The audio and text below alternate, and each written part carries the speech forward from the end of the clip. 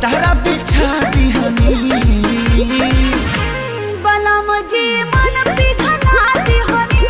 पलंग पर झुलुहा झुला दिहनी बड़ी यार बात बेड अब फान के टूट जाए राजा जी पलंग सागवान के टूट जाए राजा जी पलंग सागवान के